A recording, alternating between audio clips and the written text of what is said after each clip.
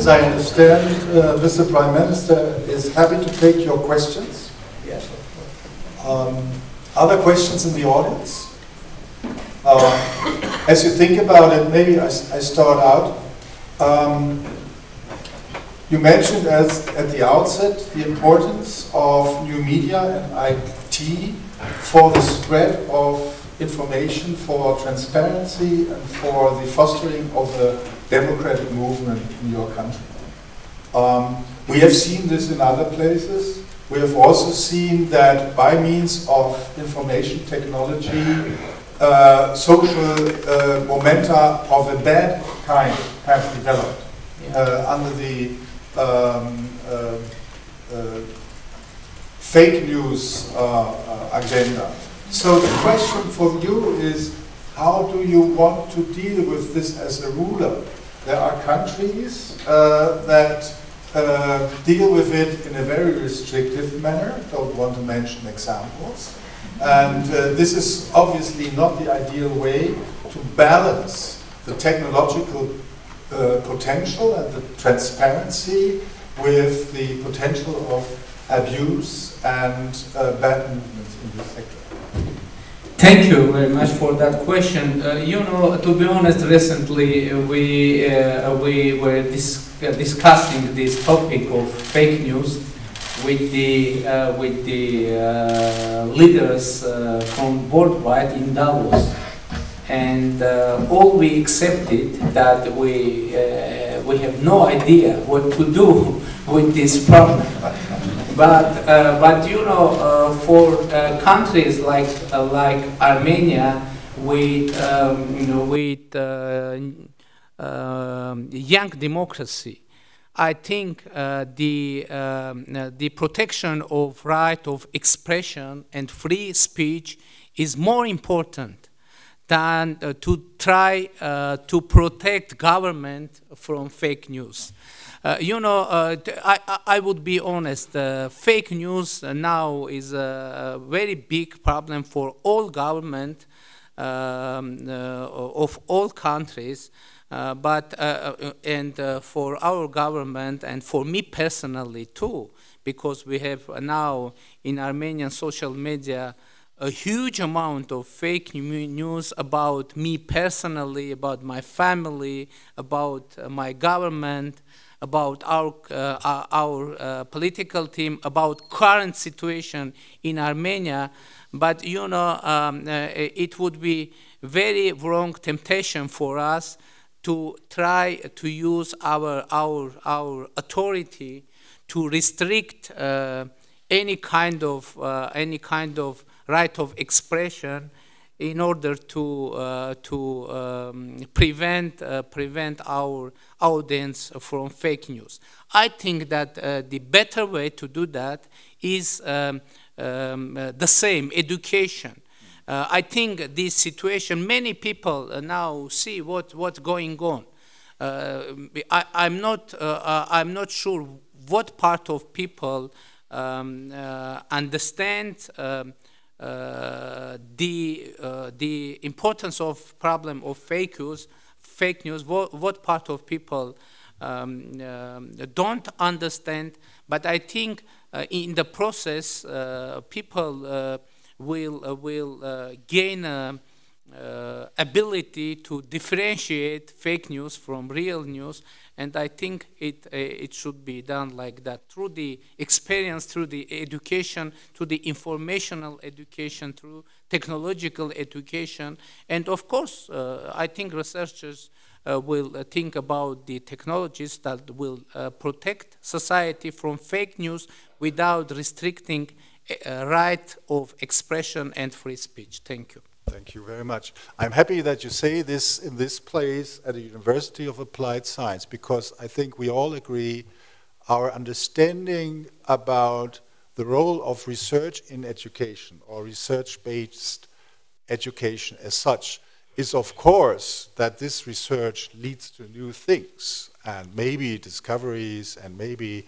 useful inventions. But as a main asset, research-based education should provide young people with the skill with the lifelong skill, if possible, to be able by themselves to tell apart the truth from the lie, the more probable from the less probable, by having the methodological approaches to criticize whatever they hear, whatever they learn, by whoever there is or whoever there seems to be.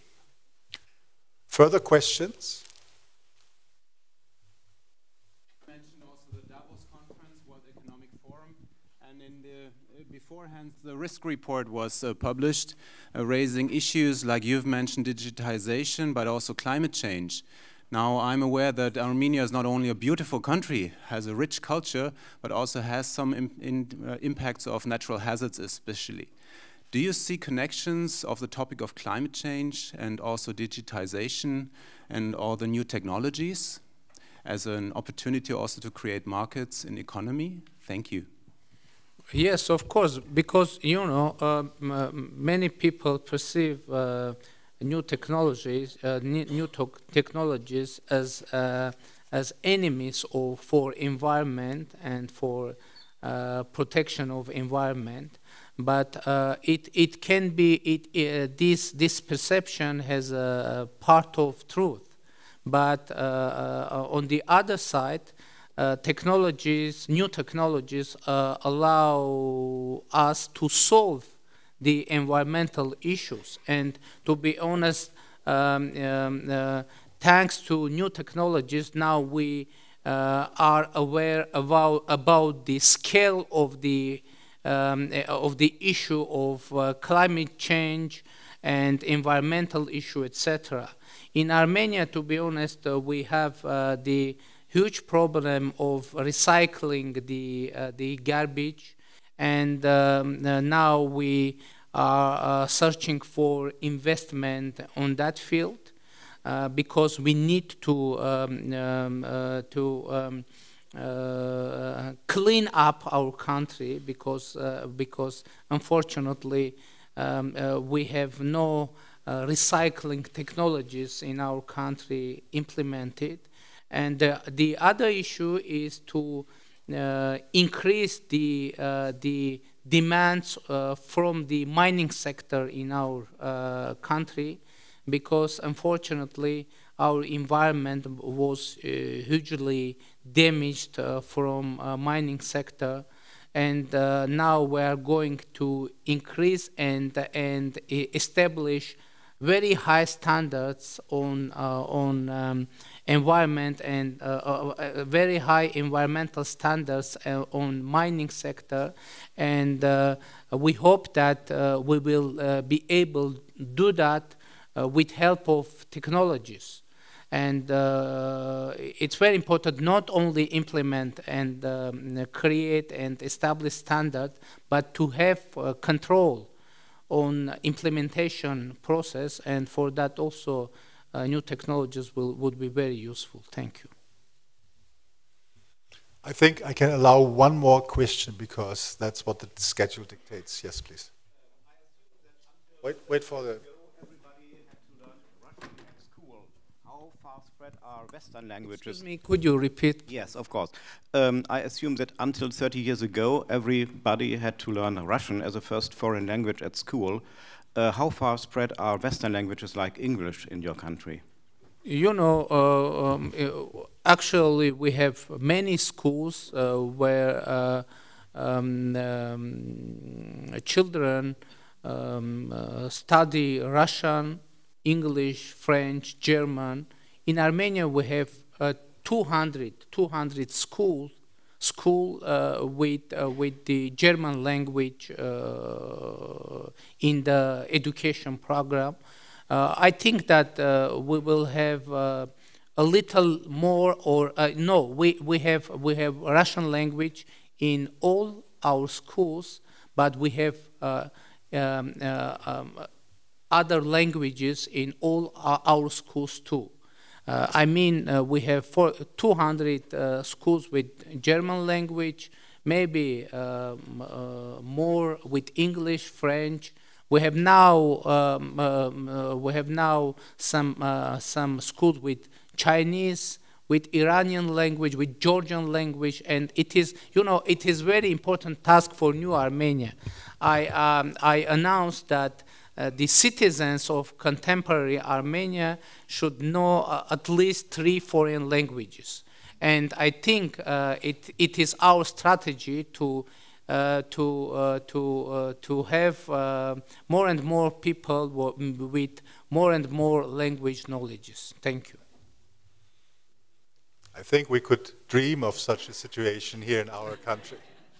So I'm very unhappy to cut this short, but due to your schedule, Mr. Prime Minister, we have to finish this session. Let us thank you very warm again for this very illuminating speech and for the nice discussion. Thank you very much. Thank you. Thank you very much.